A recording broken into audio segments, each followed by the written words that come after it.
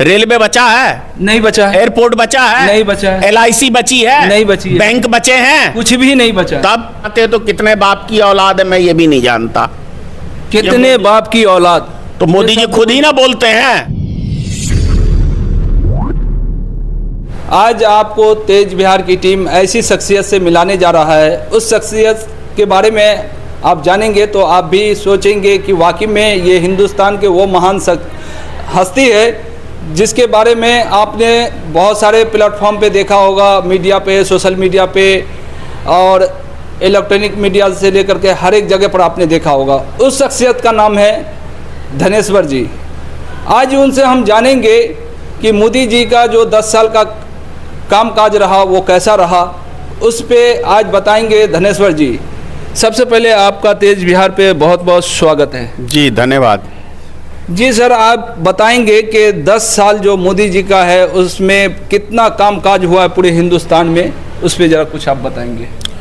मोदी जी ने 10 साल में बहुत अच्छा काम किया। शायद भारत के इतिहास में एक मोदी जी ही ऐसे प्रधानमंत्री है जिन्होंने काम इतना किया है। वो काम क्या किया है, आप जैसे फिल्मों में देखते हैं ना जी, डाका डालने का काम, डकैती का जो रोल होता है। हाँ, डकैतियों का रोल। डाकू भेजता है, रे फलाना जाओ फलाने से रंगदारी, क्रिमिनल जैसे भेजता है, रे फलाना जाओ फलाने से रंगदारी वसूल करके लाओ, जाओ आज फलाने गांव को लूट के आओ, आज फलाने गांव को लूट के आओ। तो मोदी जी ने 10 साल में यही तो किया है। ईडी और CBI के माध्यम से आज फलाने उद्योगपति के घर पे छापा मारना है क्योंकि उससे रंगदारी वसूल करना है, तभी वो बॉन्ड पेपर भरेगा, हमारा बॉन्ड से चंदा देगा। कहीं ना कहीं आप लगता है इलेक्टोरल बॉन्ड के ऊपर तो नहीं बता रहे। बिल्कुल सही बोल रहा हूं, मैं उसी के ऊपर बोल रहा हूं। मोदी जी ने जिस तरीके से ईडी और CBI का इस्तेमाल चाहे उद्योगपतियों के प्रति किया हो, चाहे क्या कहते हैं देश में विपक्षी नेताओं के प्रति किया है, तो सिर्फ और सिर्फ उनसे चंदा इकट्ठा करने के लिए डरा धमका के डकैती डालना, इसे कहते हैं कि डकैती डालने का काम यदि किसी सरकार ने किया है अपने पार्टी फंड में चंदा जुटाने के लिए, तो मोदी सरकार ने किया है। 10 साल बाखूबी बहुत अच्छा डकैती डालने का काम मोदी जी ने किया है। इलेक्टोरल बॉन्ड तो मोदी जी लेकर के आए थे वो अपनी सरकार में, और उसका फायदा खुद वो उठाए। तो और किसके लिए लाए थे? अपने लिए ही तो लाए थे। मोदी जी ने अपने लिए ही तो किया है और अपने चंद मित्रों के लिए किया है। सौदेबाजी की है मोदी जी ने। मोदी जी प्रधानमंत्री कहाँ है, सौदेबाज हैं। उनके मित्र को ना अडानी अंबानी की तरफ तो नहीं बोल रहे? बिल्कुल अडानी अंबानी है मित्र, इसमें कोई संदेह है क्या? अच्छा, ललित मोदी और विजय माल्या इन लोगों के विषय पे क्या कहेंगे? अरे भाई, उन लोगों से भी मोटा चंदा लेके उनको विदेश का क्या कहते हैं वीजा दिया गया है, जाइए आप विदेश में सेट हो जाइए।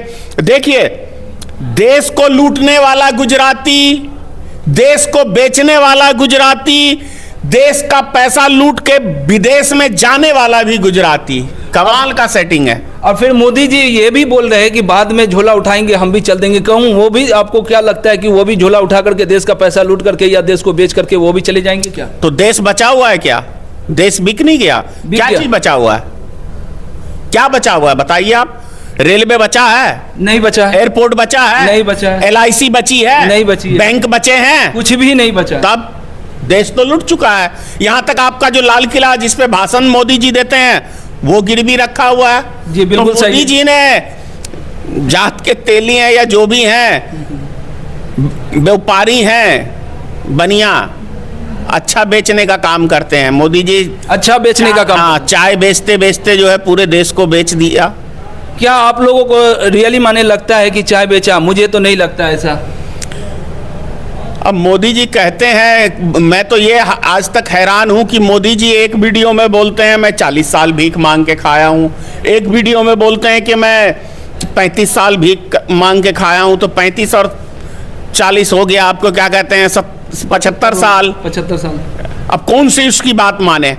मोदी जी कहते हैं मैं पहाड़ों में तपस्या किया हूं, मोदी जी कहते हैं मैं रेलवे में प्लेटफॉर्म पे चाय बेचा हूं, मोदी जी कहते हैं कि मैं बंगाल गया, मैं फलाने जगह गया, ढिकाने जगह गया, फलाना मित्र है, देवताओं से उनकी डायरेक्ट बात। मोदी जी समझ में नहीं आता है, जिस राज्य में जाते हैं उसी का बेटा बन जाते हैं, तो कितने बाप की औलाद है मैं ये भी नहीं जानता।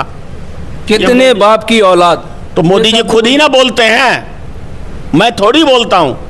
मोदी जी स्वयं बोलते हैं कि मैं फलाने राज्य का बेटा हूं, मैं फलानी गंगा माँ का हूं, मैं यूपी का हूं, मैं बिहार का हूं, मैं बंगाल का हूं। जहां जाते हैं और एक भाषण में तो बोलते हैं मैं पठान का बच्चा हूं, मैं सच्चा बोलता हूं, सच्चा।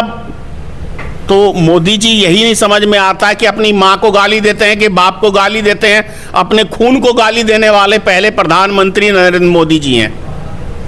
ऐसा तो नहीं लगता है कि कहीं ये चुनाव का मुद्दा होता है, चुनाव के समय में जाते हैं, जिस राज्य में जाते हैं उस राज्य में बोलते हैं कि मैं इस राज्य का बच्चा हूँ, बेटा हूँ। मतलब चुनाव के लिए कुछ भी करोगे? मोदी जी तो ऐसे ही मतलब बाप भी बदल दोगे? मोदी जी तो ऐसे माँ भी बदल दोगे? मतलब यही हो गया ना कि मेरा सब चीज चुनाव है, माँ बाप ऐसे ही समझ रहे। उसके लिए कोई भी हद पार करना हो तो मैं लात मारता हूं ऐसी घटिया राजनीतिक को। और आप ऐसी घटिया राजनीति को लात मारेंगे? हाँ, ऐसी घटिया और राजनीति। मोदी जी तो उनको अपना रहे हैं। अब मोदी जी का चरित्र ऐसा ही है तो उसमें मैं क्या कर सकता हूं? सही बात है, आप कुछ नहीं कर सकते, आप बताइए। जब वो एक बारी अपनी घरवाली को इस्तेमाल करके छोड़ सकता है तो मोदी जी का रिकॉर्ड यही है ना कि मोदी ने जिसको एक बारी इस्तेमाल किया दोबारा उसकी तरफ झांका नहीं है। ये भी सच है। लाल कृष्ण आडवाणी को इस्तेमाल किया, उसको लात मार दिया ना। बीबी को लात मारा, लाल कृष्ण आडवाणी को लात मारा। अभी बोला था कि हर हर मोदी घर घर मोदी, अब ये जुमला भी सेट कर दिया।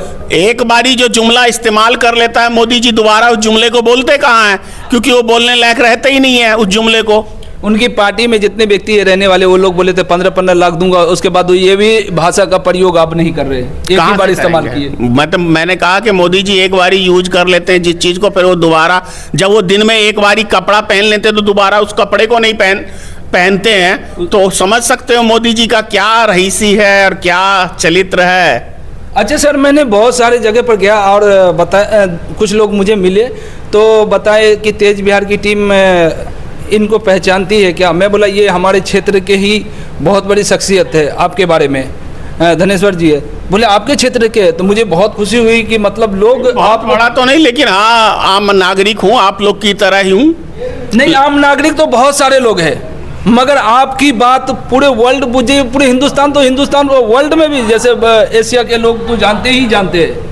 जैसे आपको हो गया नेपाल, हो गया पाकिस्तान, हो गया बांग्लादेश, हो गया श्रीलंका, हो गया, ये लोग तो जानते ही आपकी भाषा को। खैर मैं नहीं जानता कि कहाँ तक जानते हैं या नहीं जानते हैं। मैं अपनी बात जो है नहीं, आप सच्चाई के लिए लड़ता हूँ और सच्चाई वही बात मैं बोल रहा हूँ। आप जो सच्चाई बोलते हैं ना, वही सच्चाई पे आप की पहचान आपकी जो लोकप्रिय जो है वो बढ़ चुकी है। क्योंकि हम लोग जाते हैं जिस क्षेत्र में, उसमें बताते हैं कि धनेश्वर जी आपके क्षेत्र के, मुझे तो उस टाइम में जब मैंने आपको फर्स्ट टाइम में इंटरव्यू अभी ले रहा हूँ, मेरे पत्रकार आए थे, आपसे इंटरव्यू लिया, बहुत सारे आपका जो दुकान से लेकर के आपकी फैक्ट्री तक के हमारे पत्रकार पहुँचे, मगर हम तो फर्स्ट टाइम में ले रहे। मगर लोग जो मुझे बताते थे ना, उससे मुझे खुशी होती थी। इसके लिए धन्यवाद। आप लोग का जितना ढेर सारा प्यार मिलता है इसके लिए बहुत बहुत धन्यवाद। चलिए, तो अभी आप देख रहे थे धनेश्वर जी को, ये बहुत बड़ी शख्सियत है और इनका जो है से प्रभाव भी इस क्षेत्र के अंदर आप देखेंगे, इस क्षेत्र के अंदर क्या पूरे हिंदुस्तान के अंदर जो आप देखेंगे कि इनकी आवाज़ हर एक प्लेटफॉर्म पे गूंजती रहती है और लोग सुनते भी हैं, लोग चाहत भी है, इनकी आवाज़ सुनने के लिए लोग तरसते हैं। तो ये वीडियो आपको कैसी लगी कमेंट करके आप जरूर बताएंगे। तेज बिहार पे अभी आप देख रहे थे तेज बिहार न्यूज़। बहुत बहुत शुक्रिया, धन्यवाद। इस वीडियो को ज़्यादा से ज़्यादा शेयर कीजिए।